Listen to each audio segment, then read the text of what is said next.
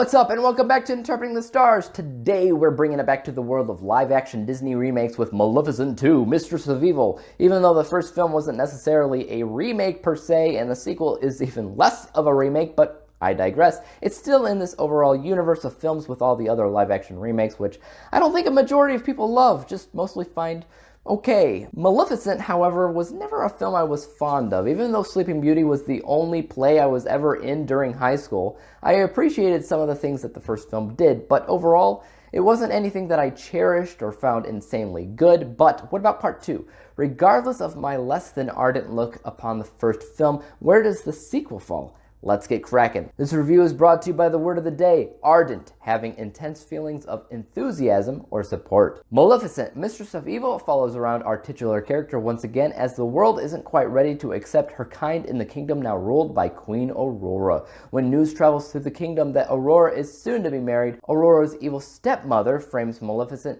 for sending the king into a deathless sleep, which turns the already fearful town thirsty for evil fairy blood. Oh, Disney and your evil stepmothers, or I guess evil mother-in-laws in this case, always feeling fresh with that originality of yours. In all seriousness, this was a movie that didn't need to be made. The first film told a complete story, one that was unique and stood apart from other Disney live-action films in a mostly good way. Our characters grew, they learned something very valuable about themselves, about love and acceptance, all of which I definitely appreciated for what it was, even if I wasn't the biggest fan of the movie as a whole. But the sequel's foundation is kind of terrible. Hear me out. The opening narration quickly explains the situation at hand, which boils down to something like, it doesn't matter what they did in the first movie. The character's development that actually worked really well is ultimately flushed down the toilet because everybody is still labeling Maleficent as evil. Even the narrator says something to the degree of, nobody knows why she wasn't accepted. That's just how it is. Real good writing, Disney. Here's the Nobel Prize. Enjoy it.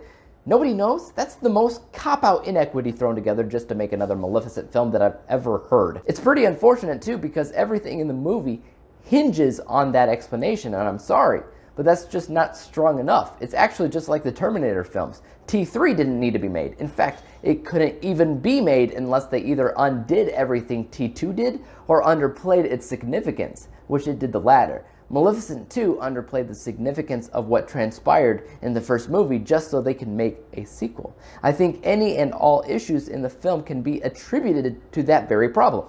But obviously the movie isn't all bad. Most, if not all, the good things found in the first film can also be found here as well. At the end of the day, Angelina Jolie is still perfect for the role. Always has been, likely always will be. The shift in focus from being a remake to something a tad more original is certainly appreciated, and they opened up the world a little bit more in this film as far as creativity goes. We get to learn more and more about the kind of creature Maleficent is and where she came from, which is a fun addition, even if it invalidates how special Maleficent is for being the only one of her kind. It's still interesting to see, and it gave me a significant level of intrigue while watching. Plus, the magic used is always fun. Maleficent is still not really a character I've ever loved. Angelina Jolie is an actress I've never really loved, and the sequel joins the ranks of something I didn't love either. Did it have its moments? Sure, but nothing I care to see ever again. I rated Maleficent, Mistress of Evil 61%, 61 out of 100 possible stars, granting it the letter grade of D, somewhat lower than my score of the first film. In the Disney live-action collection of ratings, I have this in second to worst place, right above Dumbo. I'm sorry, but I don't think I will be seeing anything worse than Dumbo for a long time. If you're wondering about my film DNA score, 2 2019 movies matched 10 different scoring subcategories in my scoring spreadsheet.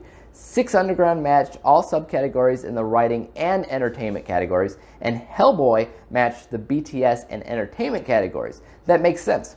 Not the best writing in the world, not the most entertaining movie in the world, but there was significant focus on things like visuals and cinematography in both this and Hellboy.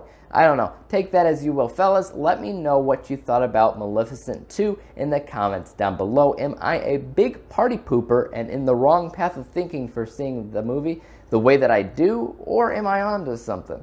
Let me know below. As for YouTube, you know what to do. Hit the subscribe button if you like this review and would like to see some more like it. Hit the thumbs up because that always helps out my channel. And don't you forget about that little bell icon because that helps notify you when I come out with my next review. And until then, peace out.